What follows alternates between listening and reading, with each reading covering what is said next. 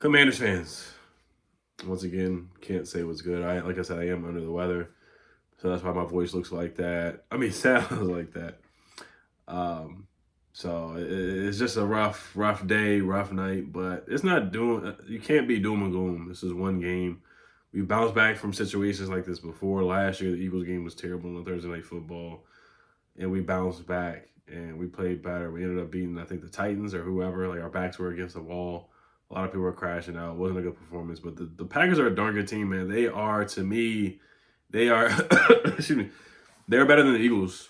Watching them through two games in the Eagles' first game, I think they're better than the Eagles. I think they are the best team in the NFC so far. I mean, you could call it overreaction, but through two games, they just look like a well-polished or well-oiled machine. They don't even have a lot of big names on the secondary. They don't have big name receivers, none of that. But like I said last night, they've just played together forever. Like Jordan Love, Dattavian Wicks, and Dobbs and Jaden Reed. They've been together for at least 2 to 3 years. Matt LaFleur and Jordan Love have been together for the last couple of years, even when Aaron Rodgers was there. So there's just a lot of continuity there. And the way they built their roster, and then they make a trade for Michael Parsons. I may do studs and duds at the end of the video. Is there even really a point in doing studs and duds? There's really not many studs. They were on the team yesterday because I always do studs and duds the next day after a game. But I just wanted to talk about Deatrich Wise. So Deatrich Wise is not a surprise. He is done for the season with a quad injury. This was announced by Adam Schefter. So he is done for the season. Very unfortunate. Adam Schefter did tweet out that Oseiler suffered an Achilles injury. I talked about that last night as well. But the main thing to me, Deatrich Wise is a big loss. Those are two big losses. Deatrich Wise being out for the season and potentially Austin Eckler done for the season most likely will happen, knock on wood, hopefully not. But when you have a non-contact injury like that, most likely that's what happens, especially when you're carted off the field. And he's just an elderly player. Deatrich Wise, how old is Deatrich Wise? He's what, like 30 or something like that. He is 31. So 6'5", 271 pounds. He's a big fella. Some sites say he's 280, 290. I've seen on some sites, and he was brought here to set the edge.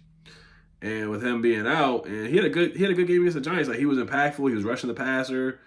I believe he had a quarterback hit on Russell Wilson. Right now, he only has 2 tackles, but he has 61.2 PFF grade against the Giants. Yesterday, I mean, you can't really count much because he didn't really play until he got hurt. In the middle of the game, he had 61.8 pass rush grade, which is pretty good so far. 61.2 overall grade, run defense grade 58.3, which is about middle of the pack. And he had 4 pressures, which is 16th in the NFL among edge rushers. I know he's played 2 games where a lot of teams have only played 1. But he was impactful in that Giants game. He was. And he was supposed to be a major piece for our defense, getting bigger, getting stronger, and setting the edge and just having more physicality. So that is a loss. And I feel like in a corresponding move, they should go after Jadeveon Clowney. Jadeveon Clowney just went on a visit with the Cowboys. And they had how they went. So he went to dinner with Marty Schottenheimer. Is that his name? Brian Schottenheimer? Whatever the Cowboys coach is. I know his last name is Schottenheimer. I can't remember his first name. Brian Schottenheimer is his name. Brian Schottenheimer said the Cowboys had a great visit with Jadeveon Clowney. He spoke to Clowney yesterday, and they'll see how things play out. This was today that this interview happened. And he says he called Clowney while he was making dinner for his kids. Clowney's son said, "I don't know you," and Schottenheimer replied, "Well, you might know me soon." So they were joking around about that. But he left without being signed, just like Kendrick Bourne. So there still is an opportunity to sign Jadeveon Clowney. And just like Kendrick Bourne, Jadeveon Clowney may be looking at it like how Kendrick Bourne looked at it. Like, hey, I mean, he like now, and see, hey, Deatrich Wise is done for the year. I have an opportunity with the Commanders where I would start. He would start here. I like Javonte Jean-Baptiste. I like Jalen Holmes. Who else is a backup edge rusher on our team? It's really Javonte Jean-Baptiste. Von Miller, rotational guy, but he's not going to start. Like, if you bring in Jadeveon Clowney, he's going to start. And just let him set the edge, slow down the run game. Let's look at some stats for Jadeveon Clowney. Like, I told about Jadeveon Clowney earlier in the offseason when there was a potential that we could sign him when he was released by the Carolina Panthers. So pass rush win rate last year, he had an 18% pass rush win rate, which was top 15 among edge rushers last year. Run stop win rate, 32%, which was top 10 last season as well. So he was top 10 in pass rush win rate and run stop win rate. That would be perfect for what we need here and what we're looking for. Let me see how big he is as well. 6'5", 266. So Deatrich has about 20 to 30 pounds on him per some other sites. Like some sites say Deatrich's 280 and Pro Football Reference is saying Jadeveon is 266. So he does have some size on him, but Jadeveon still sets the edge.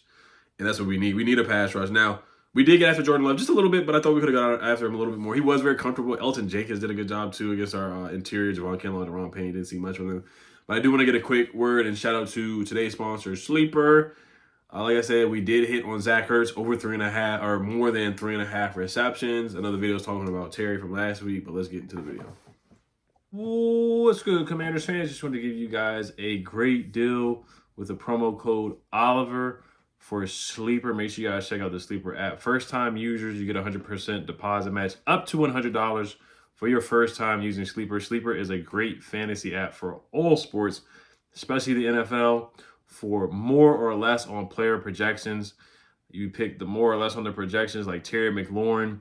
Receptions, you can pick the more on that for 4.5 receptions on Sunday against the Giants. I'm taking more on that. And they also have great deals. Joe Burrow, Pat Mahomes, they have free squares, more than half a passer. They're going to step on the field and get that. So make sure you guys check out Sleeper. Also on Sleeper, you have a chance to 1,000 times your cash on daily fantasy football on Sleeper. Check it out. Terms and conditions apply. So the pick, like I said, I'm giving for you guys on Sleeper is Terry McLaurin, more than 4.5 receptions, and then take the free square with Joe Burrow, more of a half a passing yard, which is just insane. It's just a great deal that they're giving. Free money, a free play that they're giving on Sleeper. Great deal. Terms and conditions apply on Sleeper. Like I said, first-time users, 100% deposit match up to $100. Click on the link down below in the description and use promo code Oliver. Let's get back to the video. Peace. Once again, shout out to Sleeper. Make sure you guys sign up and take advantage of the promo code Oliver for first-time users. You get 100% deposit match up to $100. And we did hit on Zach Ertz, more than 3.5 receptions. No Yak Zach had a nice touchdown run as well, or catch and run. Shout out to Zach Ertz. And we are 1-2 on the season so far. So this is the time where we're going to pick up. And against the Raiders, I'll probably take more than with Brock Bowers receiving yards. I'll probably just get that out of the way early and just say that for next week's picks. Because I'm only going to do Commanders games, and that's really it. That's all I'm going to do for the most part is Commanders games for the Sleeper picks. So make sure you guys sign up with the description down in the link down below in the description. So Jadeveon Clowney, like I said, so per PFF, he has some good numbers too, man. Like he had a 70.8 overall grade, which was 47th among edge rushers. Pass rush grade, 73.2. 30th among edge rushers among 210. Run defense grade, 63.4, which is 84th among 210 edge rushers. He had 6 sacks last year per PFF. No forced fumbles, but pressures. He ranked 38th with 44. He's 31 years old, going to be 32 soon. PFF says he's 6'5", 255 pounds. Like I said, all these sites have different weights and heights for these guys. But he's a solid player even at this stage in his career. And I think you just need the depth after Deatrich being carted off the field and him being out for the year. So I would definitely get on the phone way before the Cowboys make a move. And Jerry Jones is fooling around with it. I don't know if it's the money or whatever he wants. Like, we just cleared cap space with Laremy Tunsil restructuring his contract. So I think some of that money we can use it for Jadeveon Clowney. I don't think Jadeveon Clowney is going to command much money anyway. The Eagles just signed Zadarius Smith. So it looks like we're going to be another NFC East team making a move for a veteran pass rusher. We already signed Von Miller, but let's go ahead and get Jadeveon Clowney so we can get some type of pass rush in here and it's somebody that can really set the edge. And I think that would be a big help if we can bring Jadeveon Clowney in for a 1-year deal right now. So I would definitely do that. Other news, let me see here. What else did I want to talk about that stood out to me? PFF grades, Bobby Wagner had 81.3, even though he didn't play great. 79.1 for Jordan McGee, 74.1 for Dorrance Armstrong, Eddie Goldman 74.0, Luke McCaffrey 73.9. He did have a nice catch. Lowest graded players were Mikey Sanders still with a 29.0, Marshawn Lattimore with a 29.1. He was a dud. He's been a dud so far. He's just been awful, man. I think we lost the trade, man. I think we lost the trade with the Saints. You know, we lost another trade with the Saints. Rivera lost that trade, trading back for Cole Turner, Sam Howell, Jahan Dotson, and then we lose another trade with the Saints, trading for Marshawn Lattimore. So no more trading with the Saints. Jacob Martin had a 32.0, even though he had a sack. Josh Connolly had a 37.6. Josh Connolly, I see some people talking about putting Andrew Wiley in. I'm not against that. I'm really not. And it's tough to do that to your first-round pick, but, you know, we're in win-now mode. And that's the thing with Adam Peters, like drafting a rookie left tackle and moving him to right tackle. I thought that was a very risky move to begin with. I know Cliff really wanted Josh Connolly badly. He wrote on a paper and all that and put it on the table. I get it, but to switch a rookie to the right side and have him play against Michael Parsons and Brian Burns and now Max Crosby, he's going to get cooked again. And John Bates may not even be available for the Raiders game. That's the scary, or I'm not going to say scary, but concerning thing about it. Ben Simmons is going to have to step up and put on his best blocking performance. Zach Ertz, we're not going to put him out there to chip Max Crosby. We're going to have him like another receiver. So it's going to have to be Ben Simmons really for the most part. I mean, Zach Ertz can do it, but that's not really his forte. So it's going to be another rough outing or another challenging day for Josh Connolly in about 9 to 10 days. Baptism by fire. Sometimes it works out, sometimes it doesn't. And, we'll see how it goes. I thought they were at least going to do the platoon swap like they did with Brandon Coleman last year and Cornelius Lucas, but they're not even doing that. I thought they should have at least did that to start him off and like kind of get his feet wet. But, they trust him right now to go out there and start. But if he gives up 3 sacks to Max Crosby or 2 sacks, then it's like, okay, you got to do the platoon at least. Like, if you're not going to bench him, at least put Wiley in there a little bit to give him a little bit of a break and switch it up. So that's what I would do for sure. But Marshawn Lattimore, yeah, he's cooked, man. He's on his Josh Norman, William Jackson III type of swag for real. Like, that's basically what he's on. That's the type of timing he's on. And it's not just him. Like, Joey Jr. puts guys in tough situations. So, like, even Marshawn was complaining about penalties. Like, his mindset is just off to me. He's complaining about penalties. He said, quote, he said, "I don't think there was too much missing. I just think they had a good plan against us because we're a man team."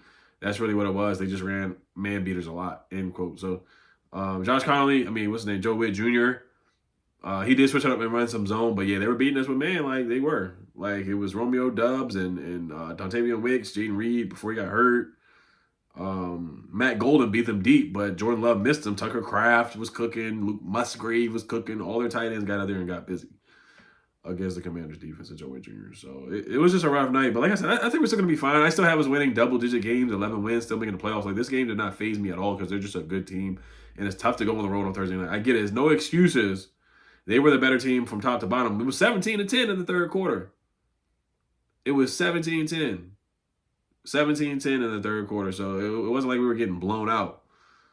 We still had a chance. We still had a chance in this game. And the coaches did play scary football. The coaches were duds for sure. The coaches were duds 100%. The clock management, once again, was underwhelming. Them not being aggressive, again. Electing to kick a field goal on 4th and 4 before the half with a guy that you can't trust in Matt Gay. Matt Gay was a dud. Again, he's been a dud in the preseason. And they may have to bring in competition pretty soon. Deebo Samuel played well for the most part. He had 7 catches for 44 yards. Zach Ertz, Bobby Wagner, Dorrance, I thought he played well. Tress Wade did a good job with the injury back. Jaden Daniels, one of his worst games of his career. It looked like the Eagles game from last year on Thursday Night Football. Noah Brown was not good. He had 2 drops. Maybe we could have used Kendrick Bourne out there. Who knows? But I trust that he will be better. But you're throwing the ball to Jalen Lane on 4th and 4. That's questionable play calling too. I don't know if that's on Jaden Daniels or just the defense. The Packers being really good. And we're throwing go balls to Noah Brown instead of throwing it to Terry McLaurin and Deebo Samuel. So those are questionable decisions on the quarterback and coaching. Excuse me as well. And then Jaden threw a nice pass to Noah Brown, but he dropped it. He got poked out. He's got to bring the football down. Like, you got to bring that. And he's hurt again. He's hurt again, which I'm not surprised. Nick Allegretti, thought he struggled. The whole offensive line struggled. Larry Matanzo had a false start. This is 2 out of 2 games where he's had a false start. This was the concern. Will Harris struggled in coverage. He wasn't able to tackle. He had a really poor PFF grade, and he had a good game last game against the Giants, but we're not going to play the Giants. It's not going to be homecoming every week. We're not going to be playing a Division III, Division II school in the Giants every week, a homecoming game at home and celebrating and having the band playing and halftime performances and honoring Santana Moss every halftime. So, and playing the Giants. So, but like I said, I'm not concerned. I'm really not. Once again, I think we'll be fine. I like the matchup against the Raiders. Slaughter Ashton Genty will be fine. Geno Smith is a good quarterback, and Brock Bowers is a good tight end. Jacoby Myers is a good receiver too. They got horses. Dante Torres is a good receiver too. So we're gonna have our hands full for sure. We are. But Lattimore, John Jones, he didn't look that great either. But I wouldn't bench Lattimore. It's way too early for that. But you gotta evaluate, man, and see what happens. Because it may be the William Jackson situation 2.0. So. All right, let me see if there's any more notes, things that I wanted to talk about. Peter Schrager was correct. I got to give him his credit. He said they were going to shut us down. They basically did. The Packers defense. I was not agreeing with him at all. I thought he was just being like ESPN is the groupthink, where they always pick the favorite. That's what I thought he was doing, but he was correct. He ended up being 100% correct. Jadeveon Clowney last year, he was an 85th percentile in pass rush grade. I want to say this real quick before I end. Pass rush grade on true pass rushes, 84th percentile pass rush grade without play action, 88th percentile pass rush win rate percentage, 86th percentile. Run defense grade, 82nd percentile. Run stop percentage, 78th percentile. So Jadeveon Clowney had a darn good year last year at the age of 31. So I would bring him in. 1 year deal, $5 million, something like that. You guys let me know what you guys think. As always, we got to get Terry going. Frankie Louva's got to wake up, man. He's not done anything. Like, he's got to wake up. He's got to tackle, get a sack. Like, Ric Flair, I haven't seen anything from Frankie Louva. We got to get the $30 million man and Terry $29 million man and Terry McLaurin going. We got to get him going against the Raiders. We have to. Packers tight ends had 156 yards. The Commanders had 144 yards with 8 minutes left in the fourth quarter. That's unacceptable. And Tucker Kraft had a career game. I think he had like 108 yards receiving and a little bit more than that too. So, but all right, guys, as always, we'll bounce back. Keep your head up. And we are still a playoff team. We're a legitimate contender still, in my opinion. And I mean, the Super Bowl chances may have been lowered, but we are a legitimate playoff contender. So, all right, guys, as always, Health Commanders. Peace.